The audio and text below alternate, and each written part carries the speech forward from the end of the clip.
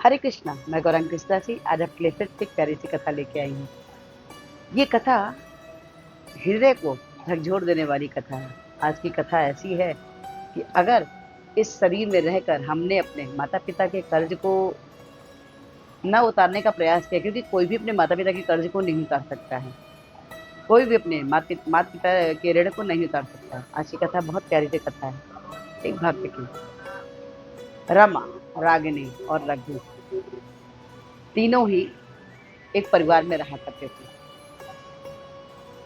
रघु की जो माँ थी वो कृष्णा की भक्ति और कृष्णा से प्रेम अथाह किया करती थी और अपने बेटे को भी बहुत अच्छे संस्कार दे के रखे थे। वो हमेशा अपनी माँ का ध्यान रखा करता था। बहू ने भी अपनी सासू माँ से जो कुछ सीखा उसने भी वो किया। अपनी सासू माँ का हमेशा ध्यान रखती थी, ख्याल रखती थी। रघु की माँ ने बड़े ही जतन से अपने बेटे को उच्च शिक्षा के साथ में संस्कार दिए और वो बहुत अच्छे पद पर प्रतिष्ठित हुआ। उसकी सरकारी नौकरी लग गई। गांव में रहता था रघु अपनी माता के साथ। शहर आता है और वहाँ के चकाचौंध, वहाँ की जो चीजें होती हैं वो बहू के मन को थोड़ा सा अलग कर दी। उसे गांव की चीजें अच्छी नहीं लगती थी। लेकिन रघु अपने जड़ से कभी भी नहीं छूटा था। अपनी माँ को भी ले आया अपने पास, माँ की सेवा बराबर करने लगा। उस समय ने माता ने भी बेटे के साथ में रह के जीवन बिताया। रघु का एक प्यारा छोटा सा बच्चा भी था जो मात्र 7 साल का था। अपनी दादी के संग उसके बहुत ही प्यारे संबंध थे। दादी को बहुत प्यार करता था अपने।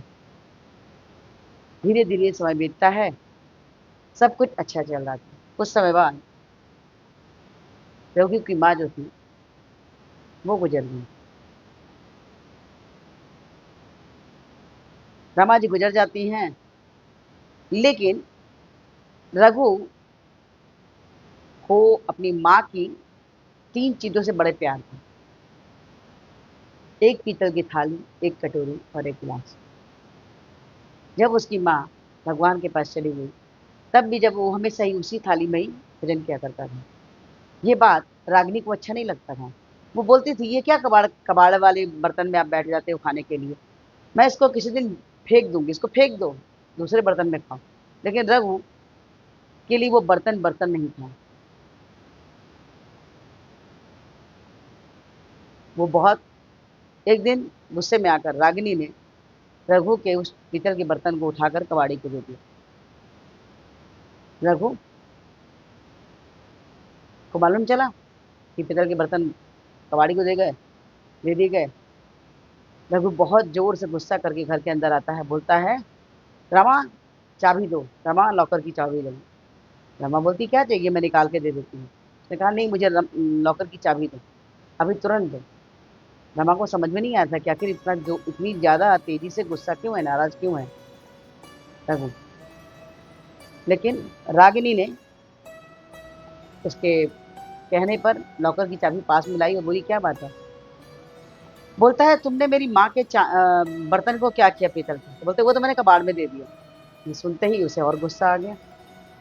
उसने कहा, जब मेरी माँ के बर्तन तुम्हें कबाड़ लगे तो मेरी माँ के सोने पे तुम्हारा कोई हक नहीं है। पीतल के बर्तन तुम्हें कबाड़ लगे और जो मेरी माता द्वारा सोना दिया गया वो तुम्हारे लिए अच्छा है, उसको तुमने रखा है। दो, मैं उसको जाके दान करके आऊंगा। छोटा सा बेटा रघु का पूछा, पिताजी आप इतने नाराज क्यों हैं, क्या कारण है। क्योंकि उसने अपने पिताजी को इतने नाराज होते कभी नहीं देखा था। पूछता है, रघु बोलता है, अपनी पत्नी के संग बेटे के साथ में कार में बैठकर गाँव जाता है। गाँव जाता है तो वहां पर जाकर एक घर के बाहर खड़ा होता है और आवाज देता है, वहां एक ब्राह्मण अंदर में रहते हैं। घर के बाहर निकला और तुरंत एक चेक को 1 लाख रुपए का काट कर ब्राह्मण को दिया। ब्राह्मण ने बोला, अरे बेटा रघु, तुम मुझे ये क्यों दे रहे हो। बोला, आप इसे रख लीजिए। जब मेरी माँ के पास कुछ नहीं था उस समय आपने मेरी माँ का मदद किया था। मुझे बड़ा होने में आपका बहुत बड़ा योगदान है। जो ब्राह्मण था, जो पंडित था, वो उसे बहुत बहुत दुआएं देता है। बोलता तुम्हारी माँ कहाँ है?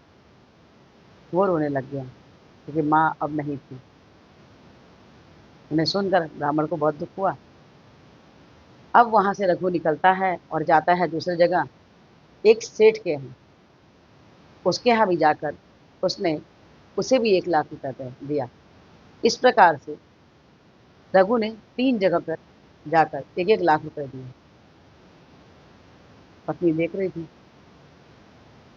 समझ में नहीं आ रहा था कि आखिर आज मेरा पति जो है सबको 1-1 लाख रुपए क्यों दे रहा है। जब रघु वहां से निकलता है तो वो पूछती है कि आखिर क्या कारण है। तब उसने कहा, इन तीनों घर में मेरी माँ भोजन बनाया करती थी, उसके बदले में उन्हें कभी भोजन तो मिलता था और पैसे मिलते थे, जिस कारण से मुझे वो पाल पोस के बड़ा कर पाई।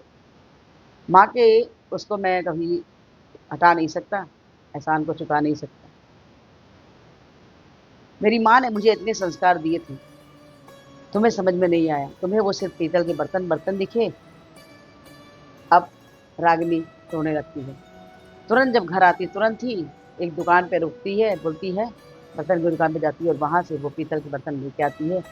बोलती है, ये रहा आपका बर्तन, हमें क्षमा कीजिएगा, अब इसमें आप ही नहीं मैं भी भोजन किया करूंगी। मैं माँ के प्रेम को न समझ पाई।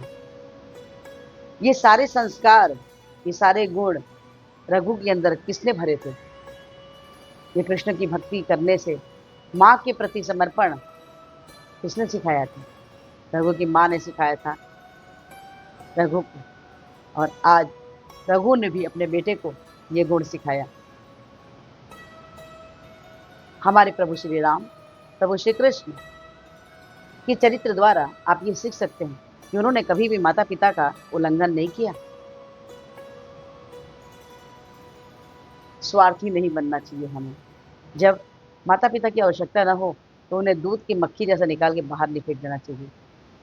बचपन में जब आप छोटे रहते हैं, आपके माता पिता आपका कितना ध्यान रखते हैं। जब उनकी उम्र हो जाती है, वो चल नहीं सकते, खुद से बोल नहीं सकते, कई बार ऐसा होता है कंडीशन, खा नहीं सकते, तो आपको भी छोटे बालक की तरह अपने माता पिता की सेवा करनी चाहिए। ये छोटी सी कथा आपको कैसी लगी? अच्छी लगी हो तो प्लीज़ लाइक कीजिए, शेयर कीजिए, सब्सक्राइब कीजिए और इस वीडियो को थोड़ी प्रार्थना है कि हमारे प्रपाद में हरे कृष्ण महामंत्र जितने बोले हैं जो कुछ इस प्रकार से है, हरे कृष्ण कृष्ण कृष्ण हरे हरे राम राम राम हरे। तो हरे कृष्ण महामंत्र जपिए, कृष्णा कृष्ण से प्रिय बच्चे होंगे। प्लीज़ प्लीज़ प्लीज़ आज से एक माला जपिए। अक्षर करके 2, जैसे 4, जैसे 6, जैसे 8, जैसे 16, जैसे 16 माला पे आएंगे कृष्णा की कृपा के पात्र में। प्लीज़ आज से हरे कृष्ण महामंत्र जपना शुरू कीजिए। हरे कृष्ण, राधे राधे।